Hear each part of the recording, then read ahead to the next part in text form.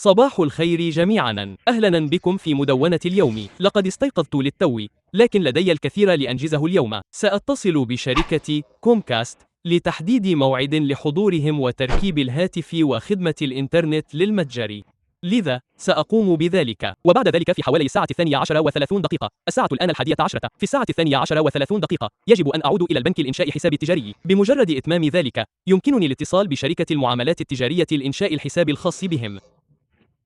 وأريد أيضا الذهاب إلى متجر محلي لإلقاء نظرة على اللافتات ومحاولة الاتفاق معهم لمعرفة تكلفة اللافتة. أجل، عدا ذلك ربما أذهب إلى متجر الألعاب للبدء في تنظيم بعض الأشياء، لذا سنرى كيف سيمضي اليوم. شكرا لكم على المتابعة، ولنبدأ. حسنا يا رفاق، أنا في طريقي للخروج الآن. آمل ألا يسقط هاتفي، لكن الساعة الآن 12:30، وهذا هو الوقت المفترض لعودة الموظفة في البنك من استراحة الغداء، لذا أنا في طريقي لفتح حسابي البنكي التجاري. آمل أن تسير الأمور بسلاسة. كان ينقصني نموذج واحد فقط، وهذا هو السبب الذي منعني من إنشائه أمس، لذا حصلت على نموذج مجاني عبر الإنترنت وقمت بتجهيزه وطباعته وكل شيء، لذا يجب أن يكون كل شيء جاهزا الآن. وأجل، بمجرد الانتهاء من ذلك يمكنني إعداد حساب المعاملات التجارية. وعندما تحدثت مع مسؤولي نظام المخزون لدي، قالوا إنني إذا تعاملت مع الجهة التي يعملون معها فسأحصل على أسعار جيدة، كما أنهم يمنحونك جهازاً مجانياً لقراءة البطاقات الائتمانية، وهو القارئ الذي يحتوي على لوحة إدخال الرقم السري وقارئ الشريحة وكل ذلك. وأعتقد أن الجهاز الذي يقدمونه تبلغ قيمته حوالي $250، لذا فهذا توفير جيد إلى حد ما، كما يمكنهم شحنه إليك في اليوم التالي. لذا بمجرد أن أنتهي من كل ذلك آمل أن يصل الجهاز قريباً. بعد أن أنتهي من إجراءات الحساب البنكي أخطط للذهاب إلى مكان يدعى فاست ساينز للتحدث معهم قليلاً حول اللافتة الخارجية للمبنى، وآمل أن نتوصل إلى اتفاق بهذا الشأن. عدا ذلك من المحتمل أن أتصل بجهة خدمات التجار لمحاولة إعداد ذلك، لكن هذا كل ما خططت له حقاً. لدي بعض طرود إيباي في صندوق السيارة، لذا سأتوجه إلى متجر الألعاب أيضاً. لحسن الحظ يوجد لديهم أحد صناديق البريد التابعة لهيئة البريد الأمريكية في الخارج، وهو أمر رائع، لذا يمكنني وضع طرودي هناك، وربما إنجاز بعض العمل في متجر الألعاب. علي، كما تعلمون، ترتيب الألعاب وكل شيء آخر. هذه هي خطتي إذا تبقى لدي أي وقت اليوم سأبدأ في التنظيم داخل متجر الألعاب ونقل بعض المخزون وتوفير مساحة أكبر، وسيكون الأمر رائعاً. أنا في طريقي إلى البنك الآن، وسأراكم لاحقاً. أردت فقط إطلاعكم على مستجدات الأمور. الساعة الآن 2 ظهراً، وقد انتهيت أخيراً من إعداد حسابي البنكي التجاري الجديد. بالطبع لن أريكم البطاقة، لكن عليها صورة كائن ساسكواتش يمتطي وحيد قرن ويحمل سيفاً ضوئياً. الأمر مضحك جدا أنهم أتاحوا هذا الخيار. للأسف لا يتيحون خيار تصميم بطاقتك الخاصة، فقد كنت أود الحصول على واحدة عليها شعار دب الجنب لألعاب الفيديو. حزام الأمان يحرق إصبعي. والآن في الواقع أثناء إعداد الحساب تحدثت مطولاً مع السيدة هناك حول متجر الألعاب وأمور أخرى مختلفة، وقد أخبرتني بوجود شركة محلية لخدمات التجار لديهم فرع واحد فقط هنا في فانكوفر، لكنهم يخدمون الشركات في جميع أنحاء الولايات المتحدة. وقالت إنهم يستطيعون الحضور شخصياً إلى عملك لمساعدتك في حل أي مشكلة أو غير ذلك. يمكنك الاتصال بهم والتحدث مع شخص حقيقي، أنت تعرف مكانهم وكل تلك التفاصيل، لذا يبدو هذا رائعاً. لذا أعتقد قبل أن أتصل بالمكان الآخر الذي كنت سأتصل به سأتحقق من هذا المكان، وإذا كانوا متوافقين مع برنامج المخزون الخاص بي فسأتعامل معهم على الأرجح. قالت شيء آخر جيد حقا بشأن هذا المكان هو أن عقودهم شهرية، بينما في المكان الآخر الذي أنظر إليه سأضطر لتوقيع عقدا لمدة 3 سنوات، لذا سنرى ما سيحدث. سأقوم بإلقاء نظرة على ذلك المكان. يبدو من الأفضل بكثير أن يكون لدي مكان محلي يساعدني في هذا النوع من الأمور، لذا سأذهب لرؤيتهم. وسأذهب أيضا إلى مكان فاست ساينز للتحدث مع شخص هناك ومعرفة ما إذا كان بإمكاني الحصول على عرض سعر للافتة. أعتقد أنه سيكون خطأ كبيرا أن أفتتح هذا المتجر بدون لافتة. لأنني أخطط لأن يكون حدثا كبيرا جدا، وقد تحدثت للتو مع جون هانكوك في وقت سابق اليوم، وقال إنه على الأرجح سيتمكن من الحضور. أرسلت أيضا رسالة أخرى إلى ريجي، لكنني لم أتحقق من فيسبوك منذ ذلك الحين، لذا لا أعرف ما إذا كان قد رد بعد، لكنني آمل أن يتمكنا كلاهما من الحضور. كنت أحاول جعل ميتال جيسوس يأتي أيضا، لكن في البداية أخبرني أنه يحتاج إلى إشعار مسبق قبل 6 أشهر، وهو أمر لم يكن ممكنا قبل 6 أشهر، حيث لم يكن بإمكاني تحديد موعد للافتتاح لأي شخص ليخطط عليه. وحتى الآن لن أعلن الموعد علنا لأنني لست متأكدا 100% من أنه سيكون في ذلك الوقت. أقرب شيء يمكنني قوله هو منتصف أغسطس، وسيكون في يوم سبت، لذا يمكنك نوعا ما معرفة الأمر إذا نظرت إلى التقويم لما أخطط له، لكن لا شيء رسمي بعد. ولكن الآن بعد أن قمت بإعداد حسابي المصرفي، سأتوجه على الأرجح إلى فاست ساينز. أريد التأكد من وجود الشعار على هاتفي حتى أتمكن على الأقل من إرائهم شكله، وربما البدء في التحدث مع أحد صانعي اللافتات هناك لنبدأ في تحريك الأمور. وبالطبع سأطلعكم يا رفاق على كل ما سأفعله اليوم، وسأريكم ما أنجزته. أنا في المتجر الآن كما ترون. أشياء كثيرة. إذن غادرت فاست ساينز. لا أعرف إن كنت قد سجلت الفيديو بعد مغادرتي من هناك، لكنني سأرسل لهم العمل الفني الليلة وأحصل على عرض سعر أكثر دقة على الأرجح يوم الاثنين. لا أعتقد أنهم يعملون في عطلات نهاية الأسبوع. أنا في المتجر الآن لأعمل على بعض الأشياء وأنظف وأرتب بعض المخزون. حصلت على هذين الرفين الجيدين هنا اللذين يمكنني استخدامهما لتنظيم الألعاب وكل ذلك. نعم، هذه هي خططي حاليا. ذكر أحدهم في مدونة الأمس على ما أعتقد أنهم يريدون رؤية المتجر الذي يفتتحه ني. لذا فكرت في أن أعطيكم يا رفاق المزيد من المعلومات حول ذلك.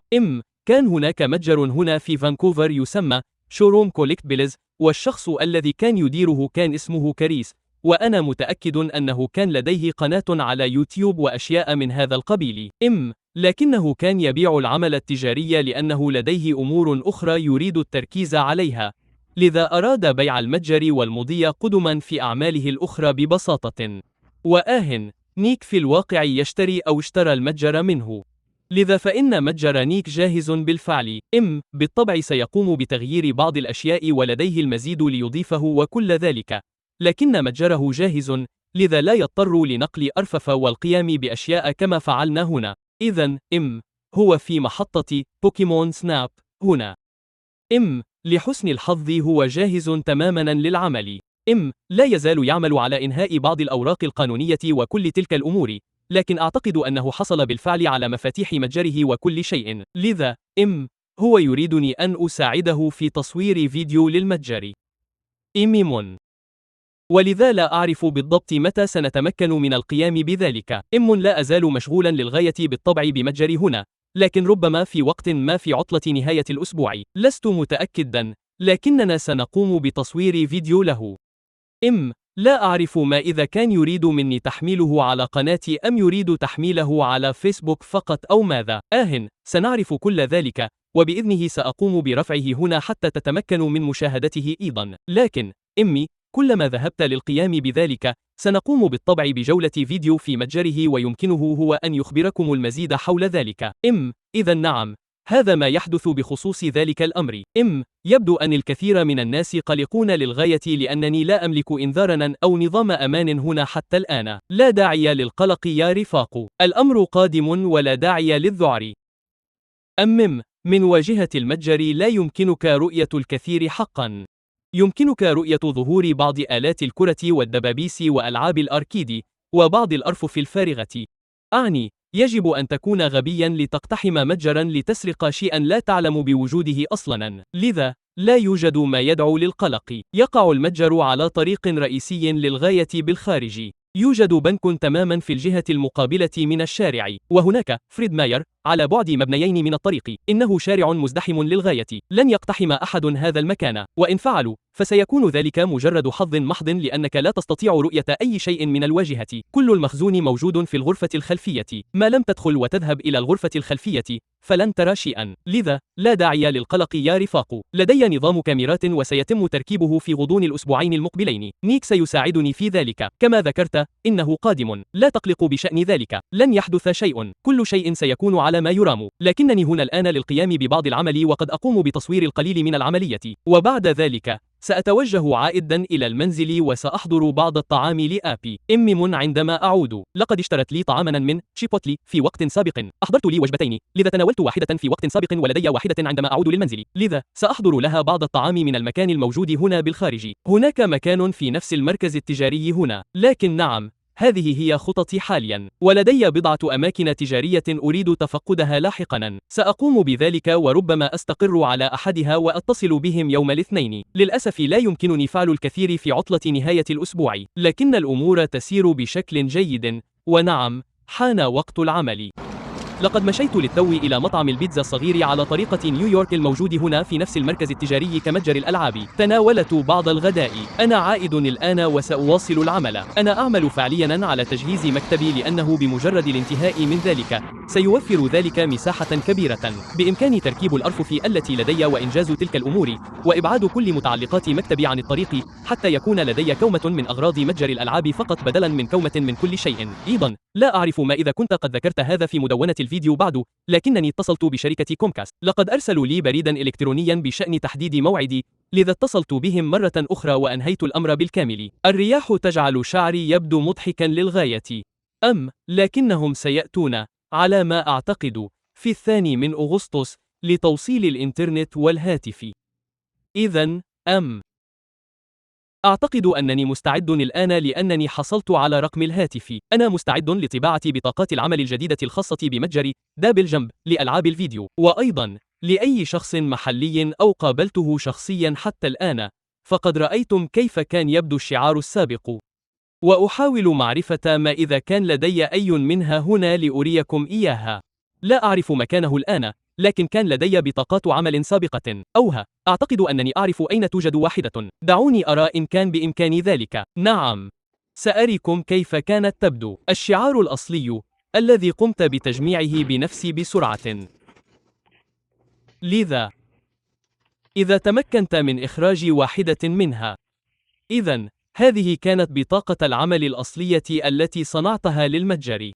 بسيطة جدا، هي بيضاء فقط من الخلف، تحتوي على الاسم الصغير دبل جمب فيديو جيمز في الأسفل، والذي إذا كتبته على إنستغرام أو فيسبوك فسيظهر لك الحساب. رمز الاستجابة السريعة QR كود يؤدي إلى فيسبوك على ما أعتقد، وبعض المعلومات الأساسية الأخرى. الآن بعد أن حصلت على الموقع الفعلي والعنوان ورقم الهاتف وكل ذلك، أنا الآن مستعد للحصول على بطاقات جديدة تحتوي على العنوان ورقم الهاتف وكل تلك الأمور، لذا أحتاج إلى إنجازها في وقت قريب جدا. الأمر لا يتطلب الكثير من العمل، يمكنني تجميع شيء ما في فوتوشوب في نصف ساعة وسيكون كل شيء جاهزا، وبعد ذلك علي فقط تقديم الطلب. كما تعلمون يمكنك الحصول على حوالي 5000 بطاقة عمل مشحونة مقابل حوالي 60 دولارا، لذا لا أعتقد أنني بحاجة إلى هذا العدد الكبير لأن هذا هو العدد الذي حصلت عليه في المرة الأولى، وما زال لدي الآلاف منها حتى بعد إرسالها مع كل طرد قمت بشحنه وتوزيعها في معرض بورتلاند للألعاب الكلاسيكية، وفي سوق بورتلاند للمقتنيات القديمة، وفي فعالية كايليس جيمرز فور كيدز، وفي معرض فانكوفر للألعاب،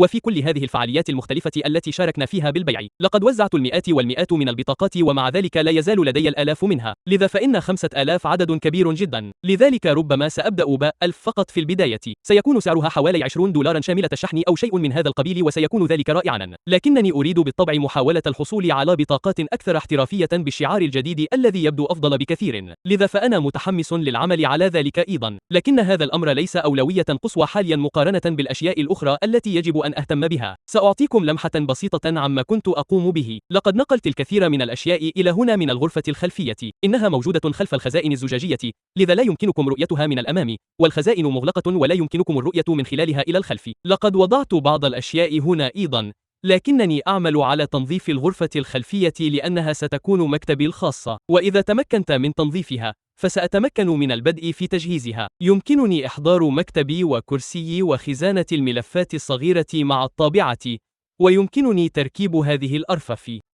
يمكن تجهيز هذه الطاولة، ويمكنني فصل جميع أغراض المكتب وأغراض إيباي وأمازون عن أغراض متجر الألعاب وترتيبها. وبعد ذلك إذا اضطررت لإعادة أغراض المتجر إلى هناك، فسأتمكن من فعل ذلك حينها لأن باقي الأغراض ستكون مرتبة. لكن بالوضع الذي كانت عليه الآن حيث كانت الأشياء مكدسة هناك، لم أكن أستطيع فعل أي شيء بتلك المساحة. كانت حرفيا مجرد مخزن. ولكن بمجرد أن أركب الأرفف وأضع كل شيء هنا بشكل منظم كما ينبغي، سيخلق ذلك مساحة أكبر بكثير. كما أنه بمجرد تركيب الإنترنت سيسمح لي ذلك بالبدء في العمل على أغراض إيباي وأمازون مرة أخرى، وهو أمر أحتاج بشدة للقيام به في أقرب وقت ممكن. وآمل ألا أضطر للانتظار حتى يوم الافتتاح لأبدأ في القيام بذلك. آمل أن أنتهي من كل شيء هنا قبل أسبوع أو أسبوعين على الأقل من موعد الافتتاح المفترض، حتى أتمكن من قضاء ذلك الأسبوع أو الأسبوعين في العمل على إيباي وأمازون وتوفير بعض المال الشخصي مجددا،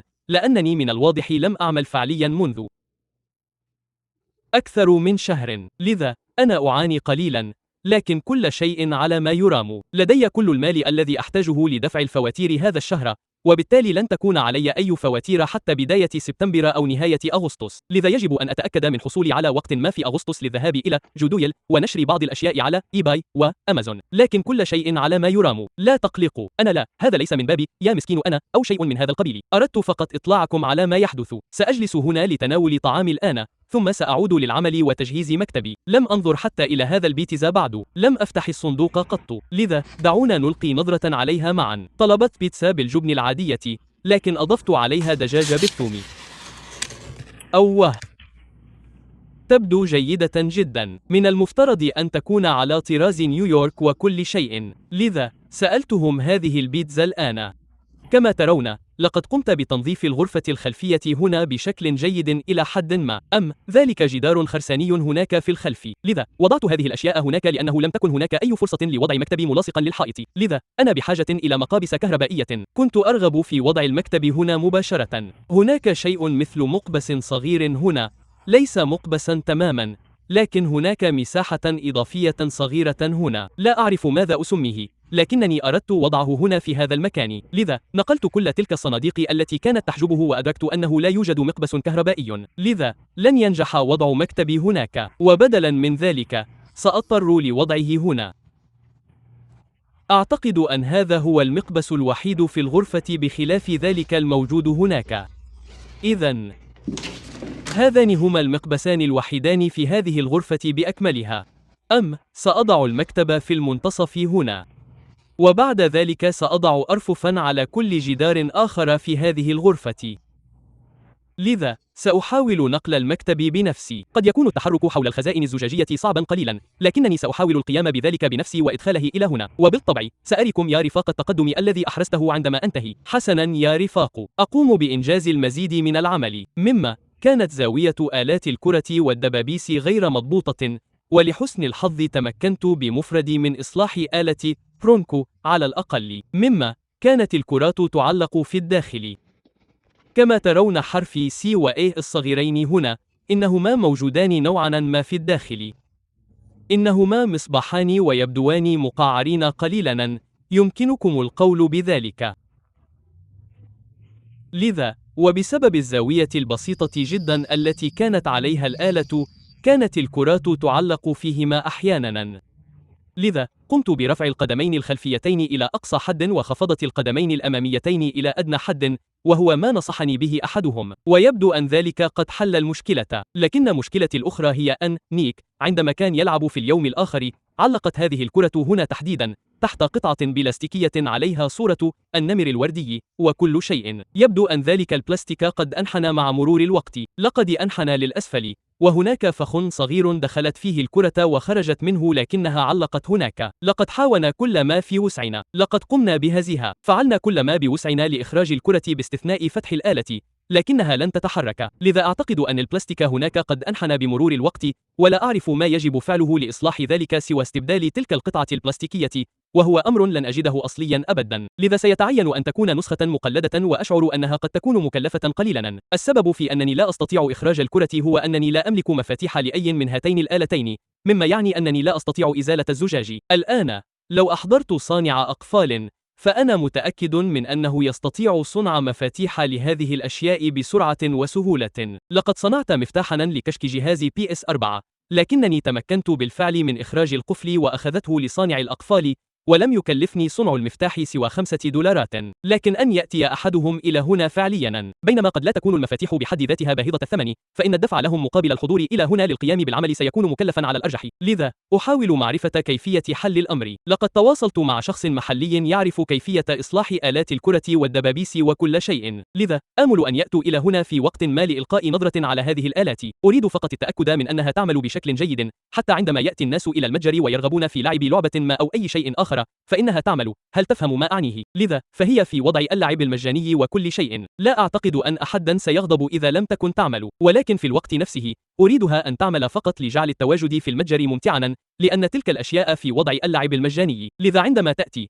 فأنت لست هنا للشراء فقط. كما تعلم، يمكنك لعب بعض الألعاب، ويمكنك قضاء بعض الوقت. سيكون مكانا رائعا للتواجد فيه. لذا فإن امتلاك آلات بينبول تعمل هو مجرد جزء من ذلك. نأمل أن يتم الاهتمام بذلك قريبا. أنا لاهث قليلا لأنني كنت أرفع آلات البينبول بمفردي وأحرك الأشياء هنا في الغرفة الخلفية. لقد قمت بإعداد مكتبي، وحصلت على الكرسي. ستكون الطابعة على المكتب في مكان ما، ربما في هذه الزاوية اليمنى. إذن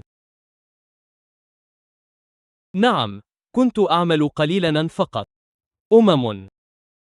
لست متأكدا حقا مما ستكون خطتي التالية. لقد أنهى والدي بناء القطعتين اللتين ستوضع هنا واللتين سيتم وضع سطح الطاولة فوقهما.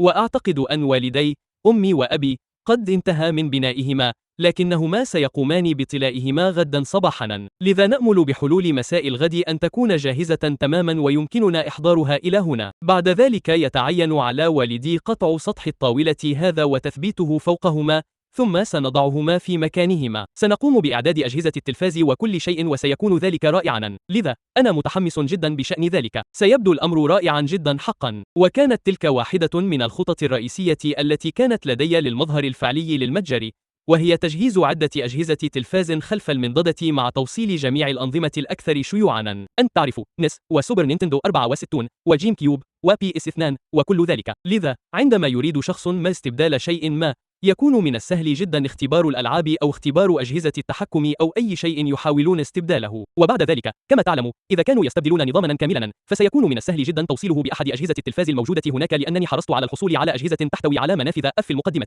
إذن سيكون ذلك رائعا. وأيضا إذا كان شخص ما يتصفح المتجر ويحاول الاختيار بين لعبتين، وربما لم يسبق له تجربتهما من قبل، فيمكنه استخدام تلك الشاشات وتجربتهما بسرعة للتعرف عليهما. وهذا شيء كنت أفعله عندما كنت طفلا حينما كنت أتسوق من متجر جيم كريزي. كان لديهم شاشات حيث يمكنك، إذا كنت ترغب في شراء لعبة ولا تعرف ما إذا كانت ستعجبك أم لا، أن تجربها في المتجر لتقرر ما إذا كنت تريد شراءها فعلا. ولطالما اعتقدت أن ذلك كان أمرا رائعا حقا، ولا أرى متاجر الألعاب تفعل ذلك بعد الآن. لذا أردت توفير تلك الشاشات لهذا الغرض، وأعتقد أن الأمر سيكون رائعا جدا عندما يكتمل كل شيء.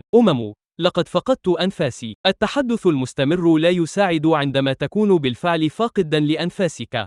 لذا سأواصل العمل وأرى ما يمكنني فعله، وأجل سأريكم المزيد من التقدم إذا أحرزت أي تقدم. ألقوا نظرة يا رفاق. لدي الطاولة هنا. تلك الأضواء سيتم إزالتها، لكنني قمت بإعداد كشك التصوير. وضعت طابعتي على خزانة الملفات. في خزانة الملفات لدي أشرطة لاصقة إضافية وملصقات شحن وأشياء من هذا القبيل. مكتبي بالطبع.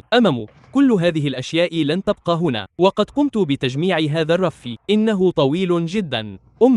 إذا مددت يدي للأعلى فهذا يعني حرفيا مد ذراعي لأقصى حد أستطيعه، لذا قد أحتاج إلى إحضار كرسي بدرج أو شيء من هذا القبيل هنا في حال احتجت لوضع أي شيء في الأعلى، لكن من الجيد الحصول على مساحة عمودية لأنني لا أملك مساحة أرضية كبيرة هنا، لذا كلما كانت الأرفف أطول كان ذلك أفضل لأن هذا المكان يفترض أن يحتوي على مخزني بالكامل الخاص بإيباي وأي شيء يجب أن أعمل عليه لام أمازون. أيضا لدي المزيد من أرفف الكتب في المرآب بالمنزل ستأتي إلى هنا وستشغل هذا الجدار وبقية ذلك الجدار وهذه المساحة هنا، ثم لا أعرف سأجد حلا ما، لكن قد أحتاج إلى مساحة أكبر.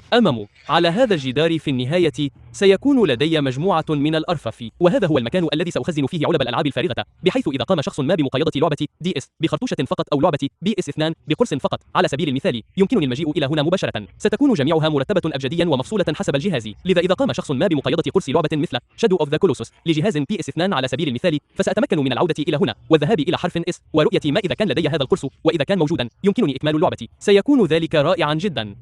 لم يتغير أي شيء آخر هنا حقا، اضطررت لنقل هذه الخزانة الزجاجية إلى الجانب لإدخال المكتب، ولكن بخلاف ذلك يبدو كل شيء كما هو تقريبا. هذا الشيء بالطبع مزود بعجلة، لذا يمكنني تحريكه إلى أي مكان أحتاجه. في النهاية سيكون في مكان مثل هذا من الواضح وستكون هناك مساحة أكبر من ذلك، سيتم نقله أكثر قليلا لكنه سيكون هناك في الخارج. وأجل لقد تناولت شريحة بيتزا واحدة، بقي لدي واحدة سأخذها معي إلى المنزل، كانت لذيذة جدا. وأجل هذا كل شيء في الوقت الحالي. بطارية هاتفي تكاد تنفد، لذا على الأرجح لن أقوم بالتسجيل مجددا حتى أصل إلى السيارة وأتمكن من توصيل الهاتف بالشاحن، لكنني أحرزت تقدما جيدا حقا اليوم وأنا سعيد جدا.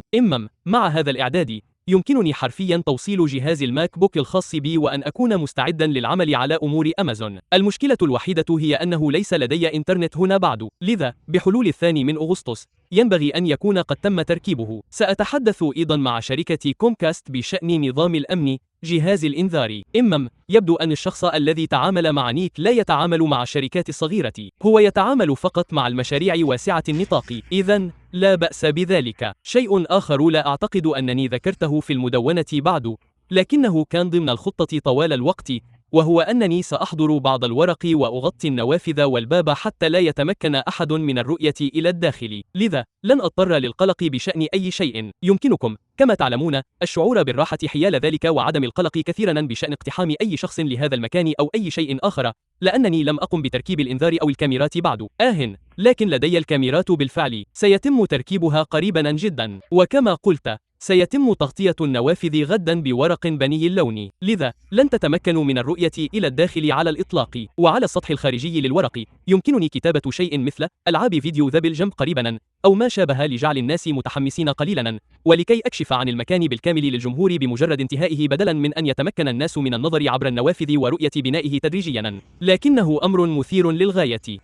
قد أقوم ببعض العمل الإضافي هنا هذا المساء، لكن كما قلت ربما لن أسجل فيديو مدونة مرة أخرى حتى موعد رحيلي. أعلم أنني قلت إنني لن أسجل فيديو حتى أرحل، لكنني سأجعل هذا سريعا. لدي مشكلة بسيطة، هذا الرف الكبير هنا إنه كله عبارة عن لوح تخريم بيبورد، وكنت أخطط لوضع أقراص DVD على هذا الجانب والألعاب على الجانب الآخر. جانب الألعاب سيكون جيدا لأنها مجرد خطافات عادية ستعلق عليها الألعاب في أكياسها الصغيرة، لكن في هذا الجانب كنت سأستخدم هذه الأرفف، وهذا هو أول واحد قمت بفك تغليفه بشكل أساسي.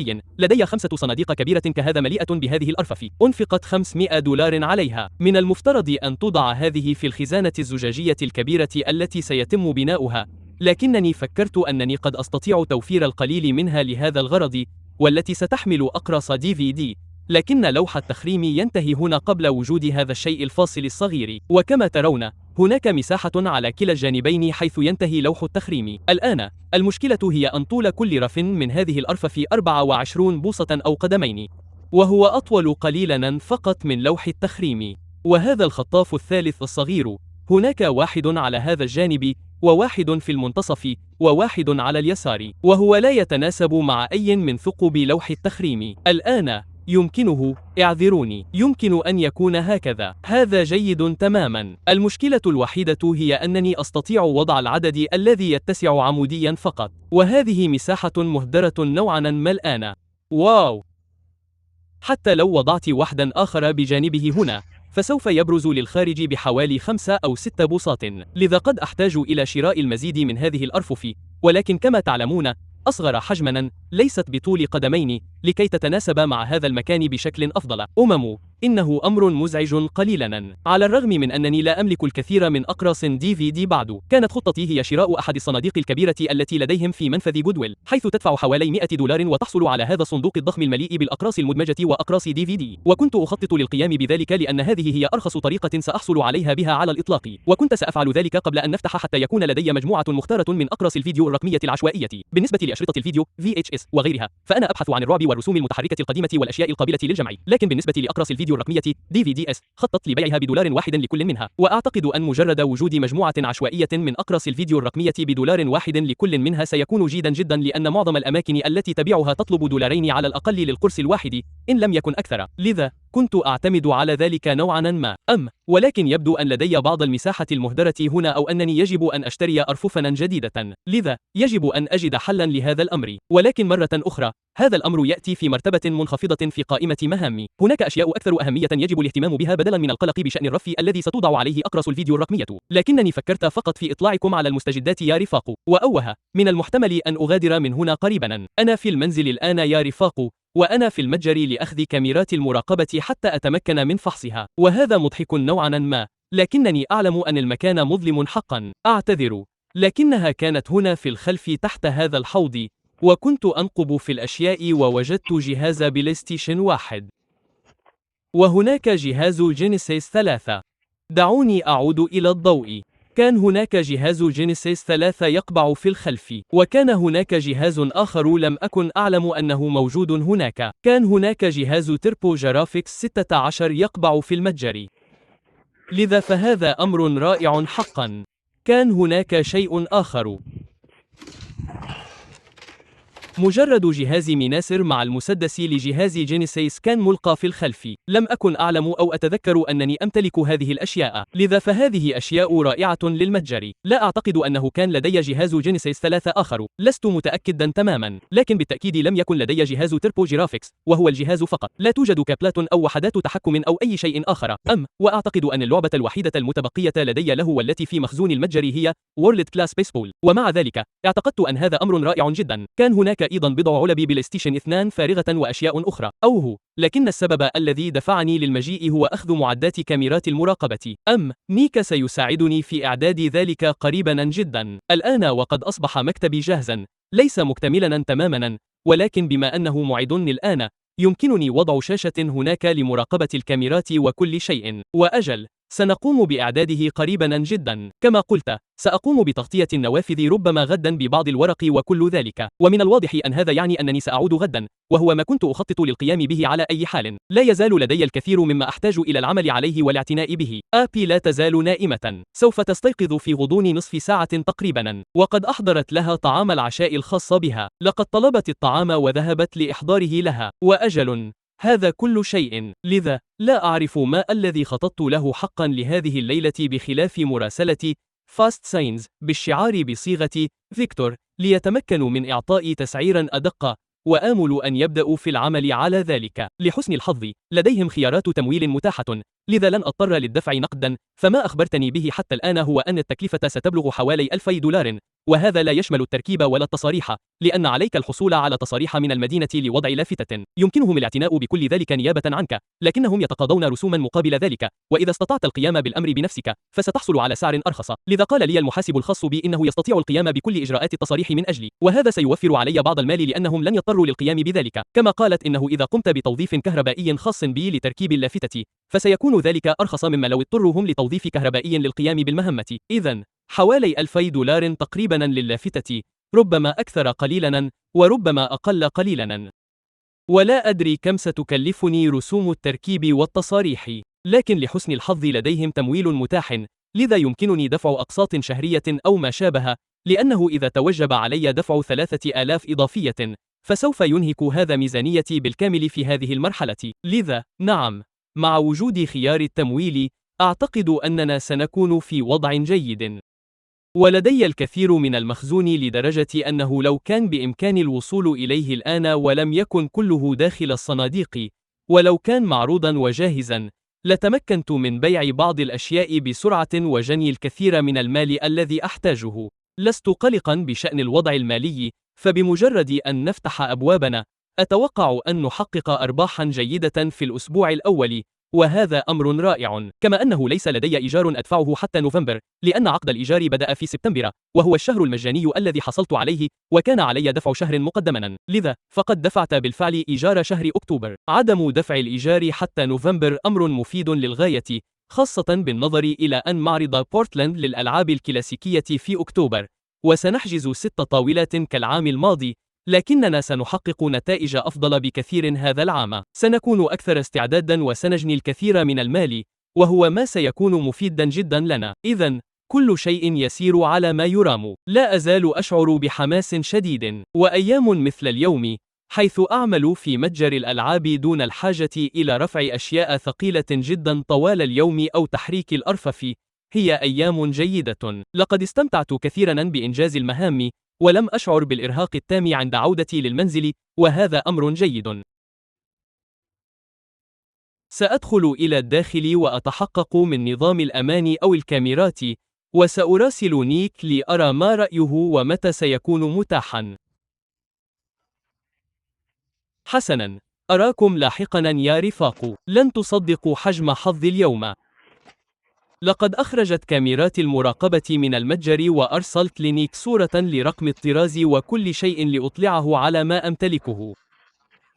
واتضح أنه يمتلك نفس النظام تماما في متجره، لذا فهو يعرف بالضبط كيفية توصيله وكل شيء قبل حتى أن يأتي لفحصه. هذا أمر لا يصدق. لا أكاد أصدق ذلك. لقد اشتريت نظام كاميرات المراقبة هذا منذ عامين تقريبا. إنه أمر جنوني حقا، لكنه يمتلك نفس النوع. لا أستطيع تصديق ذلك. هذا رائع جدا. سيكون قادرا على مساعدتي في إعداده بسرعة كبيرة، ويبدو أن كل ما أحتاجه هو شاشة فقط. الجهاز الذي يأتي معه جهاز تسجيل الفيديو الرقمي، يعمل كنظام كمبيوتر صغير خاص به، لذا فهو يحتاج فقط إلى شاشة مخصصة له، وهذا كل شيء. لذا ينبغي أن أتمكن من إعداده قريبا جدا. حسنا يا رفاق، لقد حان ذلك الوقت. مرة أخرى سأنهي مدونة الفيديو هنا. أريد أن أشكركم كثيرا على مشاهدة فيديو اليوم. آمل حقا أن تكونوا قد استمتعتم بذلك. إذا أعجبكم الفيديو، لا تنسوا الإعجاب به، وترك تعليق في الأسفل، والاشتراك في القناة. وسأراكم مجددا يا رفاق غدا.